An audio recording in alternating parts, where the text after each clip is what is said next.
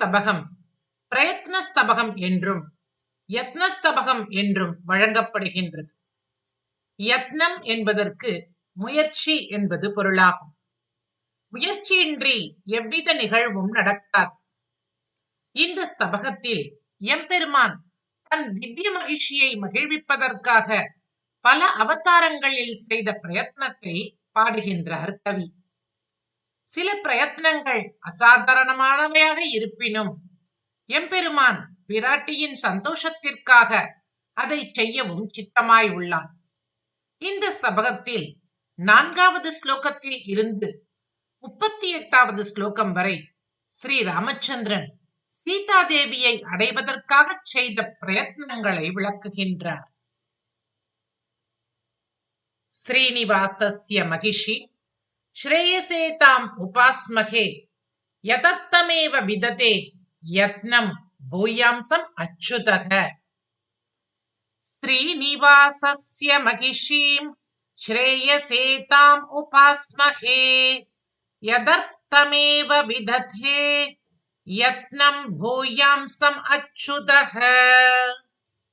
ஸ்ரீனிவாசஸ்ய மகிஷீம் ஸ்ரேயசே தாம் உபாஸ்மஹே யதர்த்தமேவ விததே யத்னம் பூயாம்சம் அச்சுதஹ. கமலே கமலேக்ஷணஸ்த்வதர்த்தே கடினம் கர்ம கரோத்யசௌ ந கிம் வா கலசோததி மந்தன பிரயாசாத் அபரம் கிம் ஸ்ரமதாயி கர்மலோகே. கமலே கமலேக்ஷணஸ்த்வதர்த்தே கடினம் கர்ம கரோத்யசௌ ந கிம் வா கலசோததி மந்தன பிரயாசாத் அபரம் கிம் ஸ்ரமதாயி கர்மலோகே.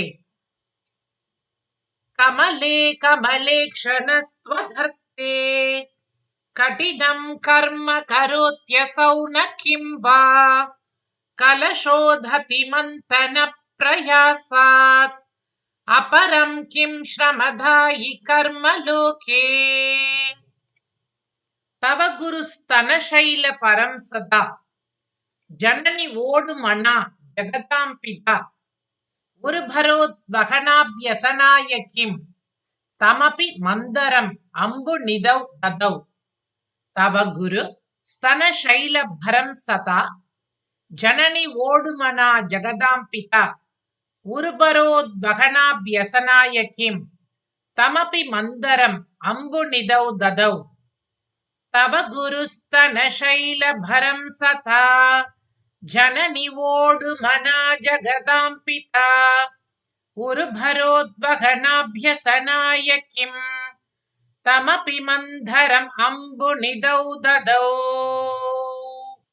நாதத்தம் அத்யவனி சித்யதி கிஞ்சனேதி நிశ్చిన్వతా భగవతోపి వివిత్సతా త్వాం వైదేహికాం అభిశిలాం అబలాం విధాయ కన్యా ప్రధాన విధిర్ అక్షపతాయ చక్రే.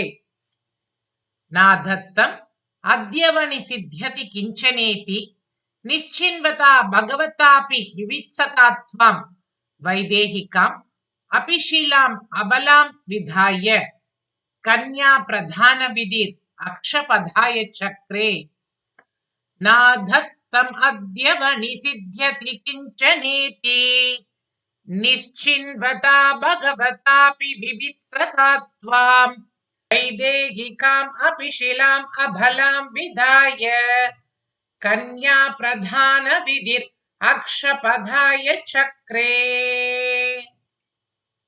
విద్యాం బలాం రఘుపతిర్ పతిఘాతి పుత్రాత్ సంప్రాప్య నిన్నుత సమస్త తనుక్లమోపి అంబా తనుక్లమహరాం అబలాం ఇహత్వాం స్వస్య ధ్రువం ఘటయితుం తం ఉపాస్త భూయః.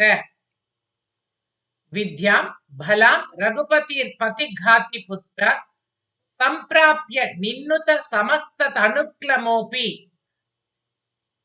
అంబా తనుక్లమహరాం అబలామిహత్వాం స్వస్య ధ్రువం ఘటయితుం తం ఉపాస్త భూయః.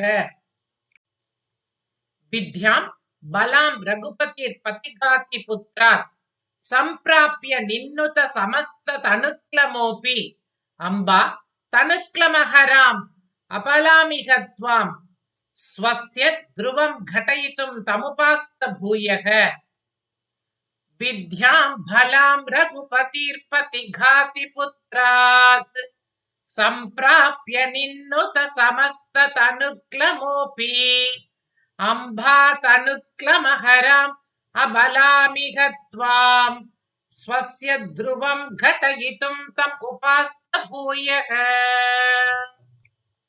संशन्ति पंक्तिरत याग विधेर्फलं यम् सोऽयं मघावनिभवां जनकात्मजे त्वां प्राप्तुं व्यतात् कुशिकनन्दन यज्ञरक्षां रक्षांसि हन्त धमयन् युधिरामचन्द्रः शंशन्ति पंक्तिरत याग विधेर्फलं यम् सोऽयं मघावनिभवां जनकात्मजे त्वां प्राप्तुं व्यधात् कुशिकनन्दन यज्ञरक्षां रक्षांसि हन्त दमयन् युधिरामचन्द्रः संशन्ति पंक्तिरत याग विधेर्फलं यम् सोऽयं मघावनिभवां जनकात्मजे त्वां प्राप्तुं व्यधात् कुशिकनन्दन यज्ञरक्षां रक्षांसि हन्त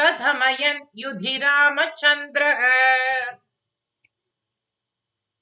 भगवति क्षितिपुत्री भवत्कृते भवहरोऽपि भवन् रघुनन्दनः समभवत् भवचापलतान्तधीः स इति विस्मयवन्त इहास्महे भगवति क्षितिपुत्री भवत्कृते भवहरोऽपि भवन् रघुनन्दनः समभवत् भवचापलतान्तधीः स इति विस्मयवन्त इहास्महे भगवति क्षितिपुत्री भवत्कृते भवहरोऽपि भवन् रघुनन्दनः समभवत् भवचापलतान्तधीः स इति विस्मयवन्त इहास्महे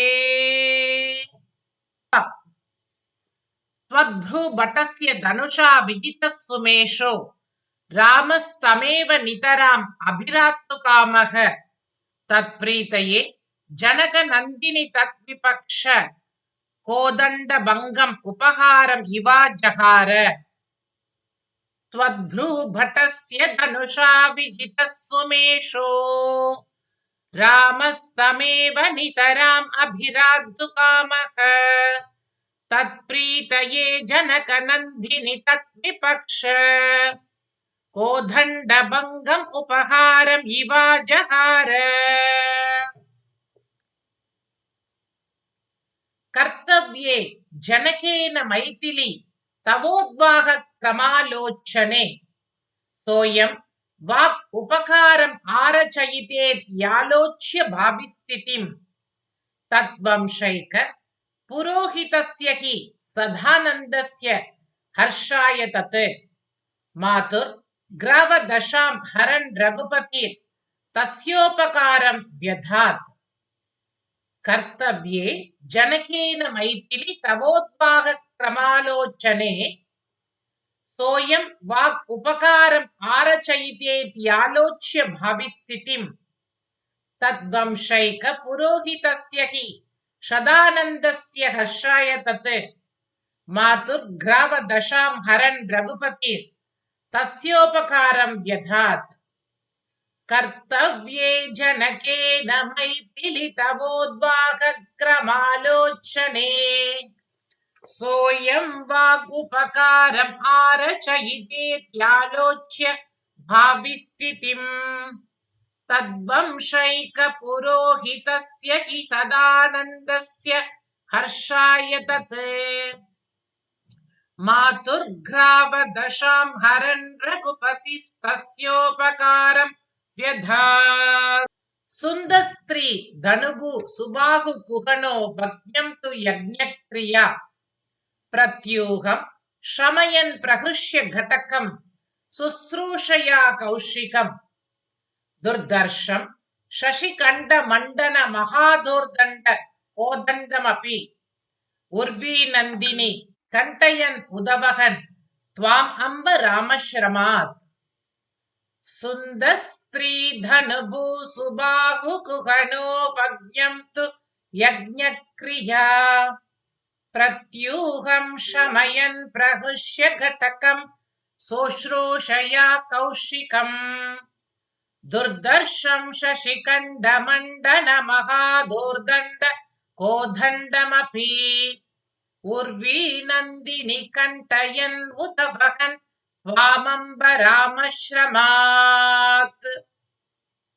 कवितार्किक सिंहाय कल्याण गुणशालिने श्रीमते वेंकटेशाय वेदांत गुरवे नमः।